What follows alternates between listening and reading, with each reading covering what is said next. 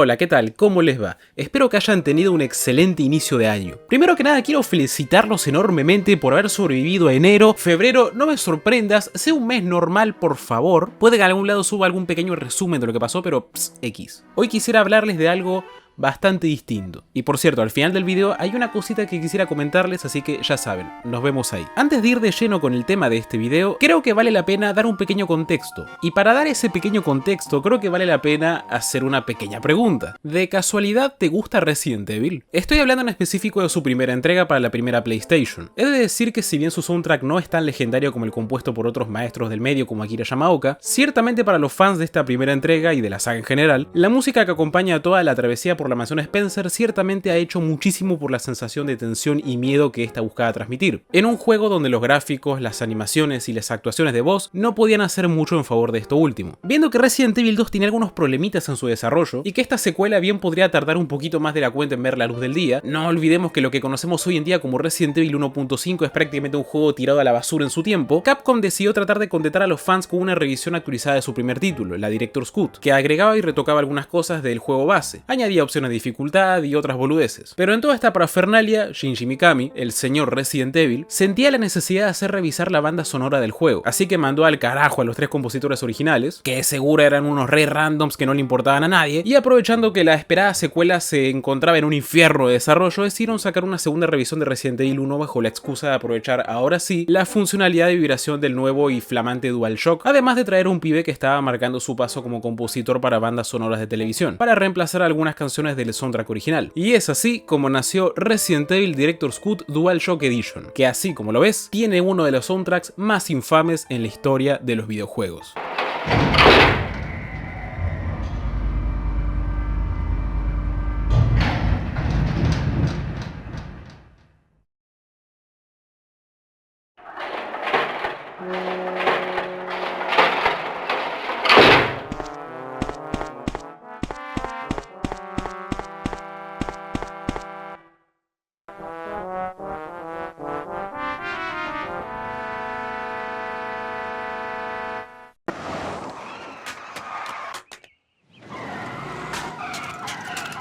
Eso que acabas de escuchar es la pista que vino para reemplazar a este temardo.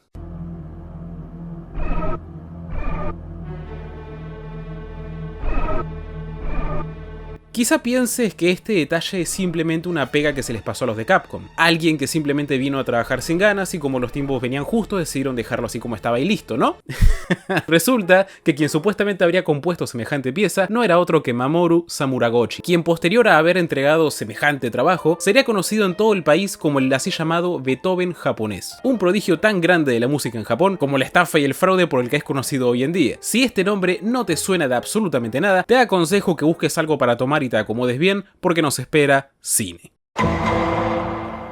Mamoru Samuragochi nació en septiembre del año 1963. Desde muy pequeño había mostrado tener unas habilidades para la música que pocos pibes de su edad. A los 10 años ya era capaz de interpretar en piano canciones de Beethoven y Bach. Sin embargo, le dijeron que a partir de ahí nunca más le iban a enseñar nada relacionado con la música. Es entonces que él decidió que quería ser compositor, aprendiendo totalmente por su cuenta teoría musical, armonía, contrapunto y música académica, de esa que se aprende cuando vas al conservatorio. De tal modo que a los 17 años él ya solito componía sinfonías enteras de 12 canciones. No es tan descabellado si hablamos de un niño japonés, pero Sin embargo, a los 17 años también le estaría por ocurrir un evento canónico que marcaría su vida. Mamoru empezaría a sufrir fuertes migrañas y perdería paulatinamente la audición por causas desconocidas. Sin embargo, tras graduarse de la escuela secundaria, contrario a lo que uno podría llegar a esperar, Mamoru decidió no asistir a ninguna escuela de música. No le gustaban los métodos de enseñanza. En estas épocas, Mamoru afirmaría que encontró la forma en la que le gusta componer música. Era completamente ajena a lo que se podía encontrar en los centros de enseñanza. Esta provenía totalmente de su interior. Fue así como Mamoru Samuragochi decidió desarrollar su carrera como compositor como autodidacta. Y finalmente, tras haber sido parte del taller de teatro en el colegio, decide formarse como actor en la Toei Kyoto Studio y posteriormente se uniría a un grupo de actores conocido como Villain Company. En su breve paso por el mundillo de la actuación, entre los años 1984 y 1985, a través de distintos dramas de TV, tuvo la oportunidad de hacerle llegar una cinta con algunas de sus canciones a Mondo Okura, un compositor y productor musical del así llamado J-Rock. Y fue así como el paso de Samuragochi por el mundo de las discográficas empezó. Poco hay que destacar en esto salvo por un detalle que me parece interesante. Okura le habría ofrecido por este tiempo a Mamoru la posibilidad de firmar contratos con 2 o 3 compañías discográficas, pero por este tiempo el hermano menor de Mamoru perdería la vida en un accidente, así que decidieron dejarlo en paz por ese entonces.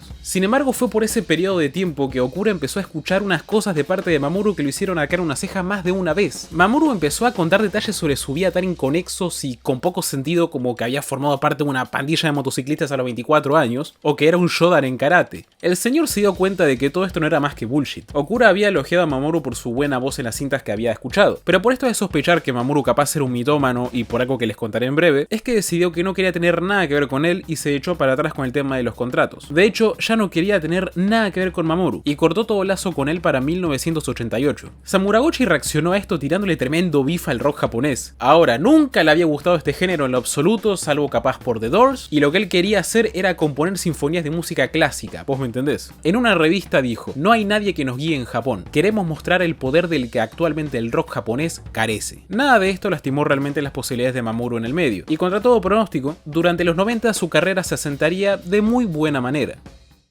Aún así, con un futuro bastante bueno en la música y siendo el líder de una banda llamada Kids, Mamoru enfrentaría un tropiezo que significaría una piedra en el zapato para casi cualquier compositor. Apenas en 1993 perdería totalmente la audición de su oído izquierdo, secuela del problema que experimentaba desde que era adolescente con las migrañas. Aún con esta dificultad, la cual cualquiera que sea compositor puede hacerse una idea de lo mucho que complicaría su trabajo, los años pasaron y su carrera a partir de este punto no fue menos modesta que algunas bandas sonoras para televisión, próximamente entrando a Capcom para componer el soundtrack para la revisión de Resident Evil de la que hablamos al inicio del video. Y acá cabe hacer una aclaración. Si bien el soundtrack de la DualShock Edition de Resident Evil es infame por las canciones que son una basura, que suenan como un nene chiquito jugando con un sintetizador, lo cierto es que no todo el soundtrack de esta edición bajo la autoría de Mamoru es realmente malo. Las piezas que ahora mismo están escuchando de fondo también son parte de este soundtrack que finalmente sería recopilado en un álbum donde se puede ver claramente quién es el protagonista. Esto fue ya entre 1996 y 1998. A partir de acá, Mamoru se encontraría bastante a gusto trabajando en Capcom. No se quedó particularmente como compositor de Resident Evil por razones que son un total misterio para mí, pero sí estuvo trabajando para juegos un poco menos conocidos de esta compañía. El porvenir de Mamoru se veía bastante bien pulido por los directivos de Capcom que en su perfil lo hacían rezar casi que lo siguiente: empezó componiendo a los 5 y es un genio que puede libremente manipular más de 20 géneros musicales, incluido el clásico, el techno, el étnico y hasta música religiosa. Para febrero de 1999, esta persona iba a recibir una dura noticia. Mamoru había, supuestamente, quedado completamente sordo de ambos oídos. Habría sido diagnosticado con pérdida de audición, pero esto, lejos de significar el final de su carrera, solo la llevaría a su apogeo en apenas un par de años. Evidentemente, para la producción de los próximos juegos, hubo que avisarle a los diversos equipos de Capcom sobre la condición de su compañero. Sin embargo, el tema de la sordera de Mamoru había sido objeto de desentendimiento y confusión dentro de los estudios de Capcom por razones que les voy a comentar en algunos minutos. El nuevo milenio estaba llegando y Mamoru estaba a punto de convertirse en una celebridad de la cual los medios estaban gustosos de hablar en cualquier momento. En la conferencia de prensa que organizó Capcom por el lanzamiento de su más reciente juego, Onimusha, en enero de 2001, Mamoru hablaría por primera vez en público acerca de su condición. La realidad de Mamoru se veía bastante oscura. No solamente reveló ser crónicamente sordo, sino que esta condición le traía depresión, ansiedad, ataques de tinnitus, o sea, escuchar sonidos fantasmas, y una grave tendinitis. La noticia acerca del compositor sordo de inmediato fascinó a los medios. Mamoru ya no era solamente un compositor de videojuegos más, se había vuelto un prodigio, una historia de superación y de inspiración para un montón de jóvenes alrededor de Japón, que iba a recibir todo el micrófono y todo el apoyo que los medios japoneses pudieran darle. Mamoru Samuragochi, así como siguió su trabajo como compositor como si nada pasara, sobreponiéndose a su discapacidad, se había convertido en el Beethoven japonés, y a partir de este punto, su fama y popularidad no harían más que ascender. Más adelante en este mismo año sería entrevistado por la revista Time. No habían pasado ni 12 meses desde su sordera reveal con muchísima carga de problemas de salud mental y ya afirmaba que haber perdido la audición había sido un regalo de Dios. Recién para 2002 recibió su certificado de discapacidad, 3 años después de su diagnóstico. En el transcurso de los siguientes años trabajaría en 2 sinfonías, dirigiendo orquestas en Nueva York y para el año 2013 siendo el foco de un documental enteramente sobre su persona y su visita a supervivientes del tsunami que asoló Japón en el 2011. Por este periodo, la Orquesta Sinfónica de Tokio hizo una performance de su sinfonía número 1, Hiroshima, que rápidamente se convirtió en un hit de la música clásica en ese país durante todo ese año. Ciertamente, la carrera de Mamoru había llegado mucho más lejos que cualquier colega en el medio de los soundtracks de videojuegos. Sin embargo, el señor Samuragochi no contaba con una cosa: 2014 se acercaba. A inicios del año 2014, la revista semanal Aera se había acercado a la residencia de Mamoru para hacerle una entrevista. Pero el comportamiento que notaron de su parte se les hizo bastante raro. Daba comentarios extraños acerca de la Sinfonía Hiroshima, se puso a hablar sobre el cómo la compuso y vivencia de su infancia, pero sin embargo, los entrevistadores notaron que Mamoru contestaba sus preguntas antes de que el intérprete de lenguaje de señas terminara de traducirlas para él. Para terminar de cerrar, los de la revista se quedaron bastante sorprendidos cuando, al terminar la entrevista, Mamoru se levantó inmediatamente de que su timbre sonara para recibir un taxi. Se acercó al portero y dijo, en un volumen razonablemente moderado, "Aquí estoy". Aera decidió no publicar la nota en ese momento, la cual tenía por título Las mentiras de Samuragochi que la revista descubrió. Los rumores sobre que posiblemente la sordera de Mamoru era falsa no eran realmente nuevos. Sin importar eso, el juego estaba por terminar, porque apenas un mes después, una nueva figura aparecería para realizar una conferencia de prensa. Takashi Nigaki es un profesor de medio tiempo en el departamento de música de la Universidad de Toho Gakuen, y además de eso, el 5 de febrero de 2014, reveló que durante más de 18 años, desde 1996, había estado componiendo, a modo de escritor fantasma, todas las sinfonías y piezas musicales que Samuragochi afirmaba que eran suyas. Entre las sospechas a causa de su extraño comportamiento para la revista Era, que tras el anuncio de Takashi decidió liberar la nota que terminaba de despegar las dudas que se cernían sobre las sospechas de la supuesta sordera de Mamoru y las revelaciones de Takashi, todo Japón se hizo eco inmediatamente de que el así llamado Beethoven japonés no solamente no era sordo, sino que ni siquiera se le daba bien componer música. Según Takashi, él nunca se sintió bien participando en las mentiras de Mamoru. Al principio lo tomó como un segundo trabajo al ser en ese momento compositor para cosas que no parecían tener mayor trascendencia que algunos soundtracks para videojuegos. Lo que Takashi no sabía es que Mamoru iba a convertirse en una celebridad de la magnitud de la que se convirtió diciendo que era sordo. La gota que rebalsó el vaso fue el momento en el que se enteró de que una de las piezas que había compuesto y puesto a nombre de Mamoru iba a ser usada en los Juegos Olímpicos de Invierno de ese año. Ya no queriendo seguir con la mentira, decidió encararlo. Pero Mamoru lo amenazó con que si dejaba de escribir para él, iba a terminar con su propia vida. En el transcurso de aquellos 18 años, Mamoru le habría pagado a Takashi la suma de 7 millones de yenes, aproximadamente unos $80.000,